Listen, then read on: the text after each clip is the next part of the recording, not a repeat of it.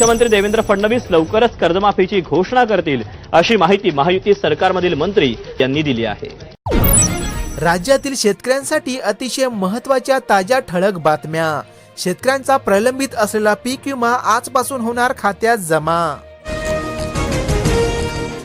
कांदा उत्पादकांसाठी 2025 हे वर्ष राहिले तोट्याचे। केंद्र सरकारचा हस्तक्षेप नडला। बंपर स्टॉकच्या नावाखाली कांद्याचे भाव दाबल्याचा शेतकऱ्यांचा आरोप। उत्पादन खर्चापेक्षा कमी दर असल्याने शेतकरी आले अडचणीत। सरसकट कर्जमाफी हाच रामबाण उपाय। लागवड उत्पादन खर्च परवडत नसल्याने कर्ज घेण्याची शेतकऱ्यांवर वेळ आली। त्यामुळे शेतकऱ्यांना सरसकट कर्जमाफी देणे हा शेतकऱ्यांचा मूळ समस्येवर एक चांगला उपाय ठरू शकतो। मराठवाड्यातील शेतकरी पिकवत आहे सोनेरी कापूस। साध्या कापसापेक्षा सोनेरी कापसाला 10% अधिक दर। 16 गावामध्ये होत आहे लागवड। दर चांगला मिळत असल्याकारणाने आणखी लागवड क्षेत्रामध्ये वाढ होण्याची शक्यता। महागाई कमी होण्याची अपेक्षा। 2026 साठीचा अंदाज। नवीन CPI शृंखलेची प्रतीक्षा। अन्नधान्याच्या किमतीमध्ये कमी झाल्याने वस्तू आणि सेवा करात GST कपात झाल्या कारणाने यावर्षी अनुकूल चलनवाढीचे वातावरण निर्माण झाले आहे। शेतकरी नैसर्गिक शेती फुलणार। शेतकऱ्यांना अनुदान मिळणार। खताचा वापर कमी करण्यासाठी अभियान। या योजनेअंतर्गत शेतकरी गटांना प्रशिक्षण व प्रात्यक्षिकासाठी अनुदान व भत्ता शेतकऱ्यांना देण्यात येत आहे। कर्जमुक्ती न केल्यास रेल रोको आंदोलन करणार। शेतकरी शेतमजूर परिषदेमध्ये बच्चू कडू यांचा इशारा। शेतकऱ्यांची तात्काळ कर्जमुक्ती केली नाही तर 1 जुलैपासून रेल्वे धावू देणार नाही असा इशारा त्यांनी दिला। बँकेत कशाला दिवस घालवायचा। जनसमर्थ वर्करला पीक कर्जाचा अर्ज। केंद्र सरकारने सुलभ केली पीक कर्ज अर्ज प्रक्रिया, ज्याद्वारे थेट शेतकऱ्यांच्या बँक खात्यामध्ये कर्जाची रक्कम होणार जमा। सोयाबीन अभावी हमीभाव खरेदी केंद्र रिकामेच। राज्यात अनेक ठिकाणी उशिरा सोयाबीन खरेदी केंद्र सुरू झाल्याने शेतकऱ्यांना बसला आर्थिक फटका। त्यामुळे सोयाबीनच्या खरेदीला जिल्हाभरामध्ये शेतकऱ्यांचा अल्प प्रतिसाद। शहराकडे धावण्याची गरज नाही। जन आरोग्यातून गावातच होणार उपचार। प्राथमिक आरोग्य केंद्राचा योजनेमध्ये होणार समावेश, ज्याद्वारे लाभार्थी नागरिकांना 5 लाख रुपयापर्यंत मोफत उपचार मिळणार। डॉक्टरी लिपीचा उलगडा होणार। प्रिस्क्रिप्शन स्पष्ट लिहावे लागेल। औषधांच्या नावाखाली एक अक्षरांचा गोंधळ देखील ठरू शकतो जीवघेणा। त्यामुळे आता डॉक्टरांना सुस्पष्ट प्रिस्क्रिप्शन लिहावे लागेल। पाया भक्कम होणार। प्राथमिक शिक्षक अंगणवाडीमध्ये शिकवणार।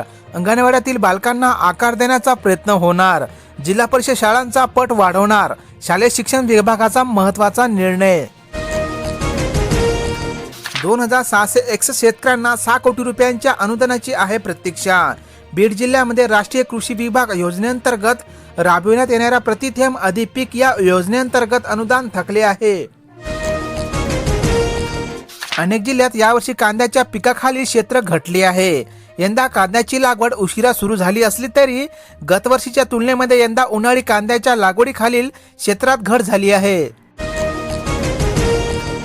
वाढत्या थंडीमुळे नव्याने लागवड केलेली केळी बागावर महासंकट।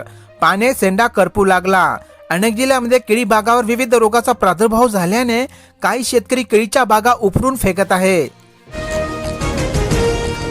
शेतकऱ्याने मागितले बुरशीनाशक आणि दुकानदाराने दिले तणनाशक। नागपूर जिल्ह्यातील घटना। 2.5 एकरातील हरभऱ्याचे पीक झाले नष्ट। शेतकऱ्यांना भरपाई देण्याची होत आहे मागणी। 2 महिन्यापासून निराधार अनुदान रखडले। वृद्ध लाभार्थ्यांना श्रावणबाळ सेवा राज्य निवृत्ती वेतन व संजय गांधी निराधार योजनेच्या लाभार्थ्यांना नोव्हेंबर महिन्याचे अनुदान अद्याप लाभार्थ्यांच्या खात्यावर जमा झाले नाही। यवतमाळ जिल्ह्यातील अपडेट। आयुष्यमान कार्डसाठी रेशन मिळण्याची अट जाचक। आयुष्यमान भारत योजनेअंतर्गत लाभार्थ्यांना 5 लाख रुपयापर्यंत मोफत उपचार देण्यात येते। मात्र या योजनेसाठी असणारी रेशन मिळण्याची जाचक अट रद्द करण्याची नागरिकांची मागणी। उडीद मूग सोंगले नाही, सोयाबीन सडले। खरीपात शेतकऱ्यांचा घात। शासनाचा मदतीचा शेतकऱ्यांना हात। खरीप हंगाम वाया गेला। आता रबीतील बी बियाण्यासाठी शेतकऱ्यांना मिळाले हेक्टरी 10,000 रुपये। अनेक जिल्ह्यामध्ये सोयाबीनच्या दरात वाढ झाली असून दरात देखील वाढ झाली आहे।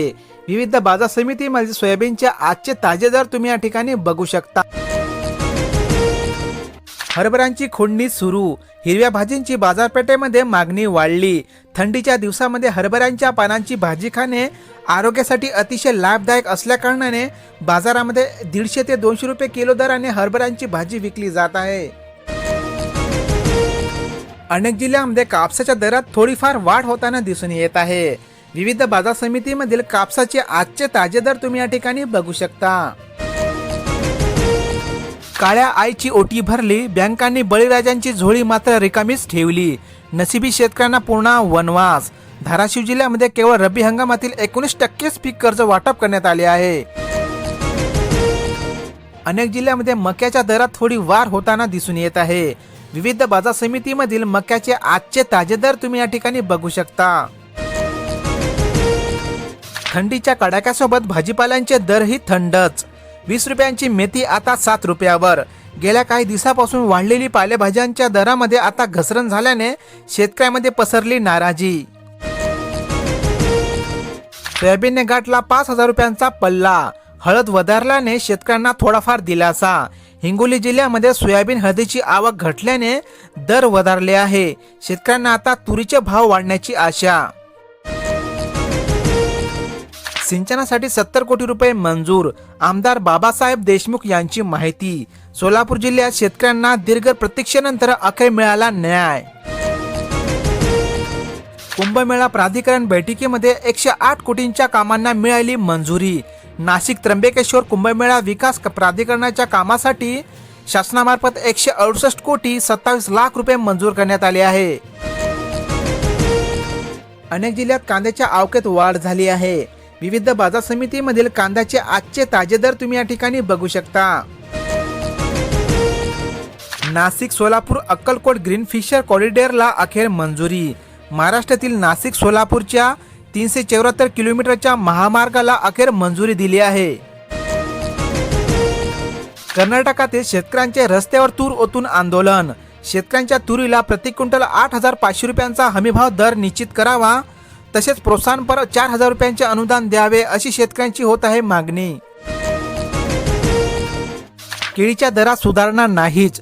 महिनाभरापासून जळगाव येथील केळीचा दर किमान 600 रुपये तर कमाल 1,000 रुपये तर सरासरी 750 रुपये प्रति क्विंटल केळीला इतका कमी दर मिळत आहे. केळीच्या दरात सुधारणा नाहीच. महिनाभरापासून जळगाव येथील केळीचा दर किमान 600 रुपये तर कमाल 1,000 रुपये तर सरासरी 750 रुपये प्रति क्विंटल केळीला इतका कमी दर मिळत आहे. सेंद्रिय साखरेच्या निर्यातीला मिळाली परवानगी.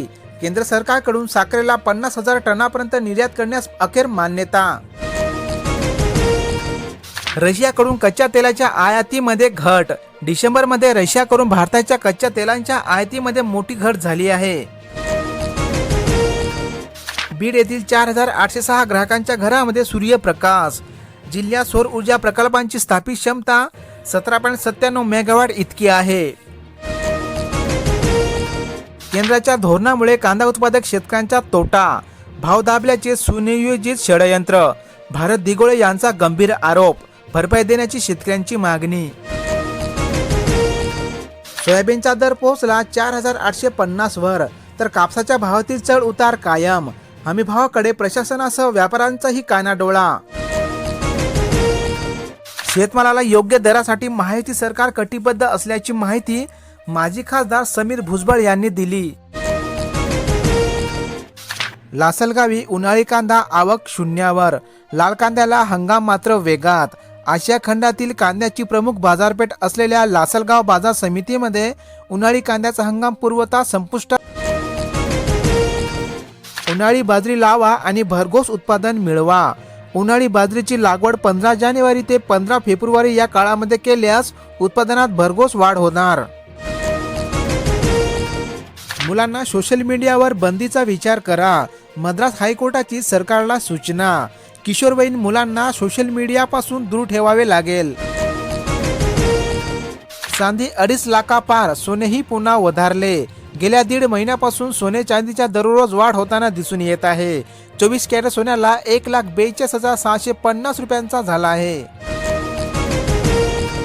तर शेतकरी मित्रांनो, शेतकऱ्यांसाठीच्या आजच्या महत्त्वाच्या प्रत्येक बातम्या आपण आज या व्हिडिओमध्ये बघितल्या. अशाच बातम्या पाहण्यासाठी आपल्या या चॅनलला आता सबस्क्राईब करा. धन्यवाद.